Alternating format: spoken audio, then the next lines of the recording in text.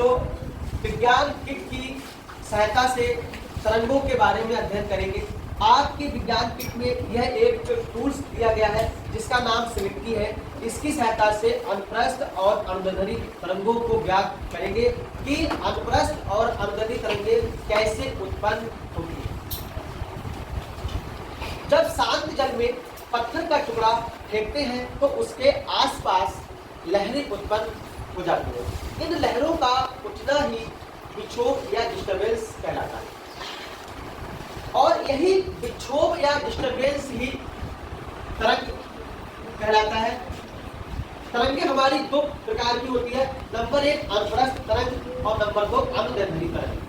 अनुप्रस्थ तरंगें वे तरंगें जिसमें माध्यम के कण तरंग के चलने की दिशा के लंबवत कंपन करते हैं, वे तरंगें अनुप्रस्थ तरंगें कहलाती हैं। जैसे रस्सी में उत्पन्न तरंगें अनुप्रस्थ तरंगें हैं। अगर रस्सी के एक सिरे को किसी दीवार में बांध दिया जाए और उसके दूसरे सिरे को पकड़कर हिलाया जाए तब उसमें जो तरंगें उत्पन्न होंगी वह अनुप्रस्थ तरंगें कहलाती है। दूसरा, आप लोगों ने सांप को भी देखा होगा कि सांप के चलने की गति भी अनुप्रस्थ तरंगों का एक उदाहरण है। अनुप्रस्थ तरंगों में सुरंग और गर्त बनते हैं। दो सुरंगों या दो गर्तों के बीच की दूरी को तरंग दैर्ध्य कहते हैं, जिसे लैम्डा से प्रदर्शित करते हैं। हमारी दूसरी तरंग होती है अनुदैर्ध्य तरंगें। वे तरंगें जिसमें माध्यम के कण तरंग के चलने की दिशा के समांतर कंपन करते हैं, वे तरंगें अनुदैर्ध्य तरंगें कहलाती है। जैसे स्प्रिंग में उत्पन्न तरंगें अनुदैर्ध्य तरंगें हैं, ध्वनि तरंगें अनुदैर्ध्य तरंगें हैं। अनुदैर्ध्य तरंगें ठोस, द्रव या गैस किसी भी माध्यम में उत्पन्न की जा सकती है। अनुदैर्ध्य तरंगों में संपीड़न और विलयन बनते हैं। किसी भी स्प्रिंग के चक्कर जहां पर पास होते हैं वहां पर संपीड़न बनते हैं और अगर स्प्रिंग के चक्कर दूर होते हैं तब वहां पर विलयन बनते हैं। केचुए की गति एक अनुदैर्ध्य तरंगों का उदाहरण है। अब आप लोग एक प्रयोग के माध्यम से देखेंगे कि अनुप्रस्थ तरंग और अनुदैर्ध्य तरंग हम लोग किस तरह से उत्पन्न कर सकते हैं।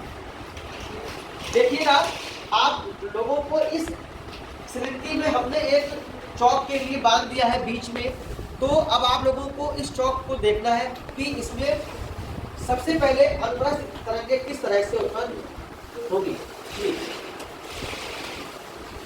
अनुप्रस्थ तरंग जिसमें माध्यम के कण तरंग के चलने की दिशा के लंबवत कंपन करते हैं, यह जो तरंगें उत्पन्न होगी बच्चों, यह अनुप्रस्थ तरंग है, ये वाली ये। और अब आप देखेंगे अनुदैर्ध्य तरंगें। ये देखिए, इस स्प्रिंग को खींचने पर जब खींचते हैं तब अगर हम इसको झटके के साथ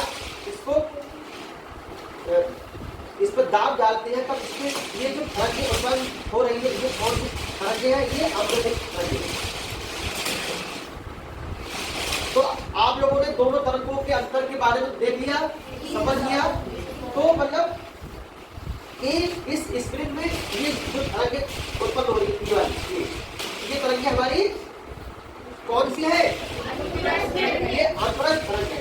और ये तरंगें कौन सी है, ये अनुदैर्ध्य तरंग है। ठीक है। अब आज आप लोगों के लिए दोनों तरंगों का अंतर पता लग गया कि रस्सी में उत्पन्न तरंगें अनुप्रस्थ तरंगें होती है और स्प्रिंग में उत्पन्न तरंगें सांप के चलने की जो गति होती है वह अनुप्रस्थ तरंग होती है और केचुए के चलने की गति अनुदैर्ध्य तरंग होती है। अनुप्रस्थ तरंगों में सुरंग और गर्त बनते हैं और अनुदैर्ध्य तरंगों में संपीड़न और विलयन बनते हैं। ठीक है।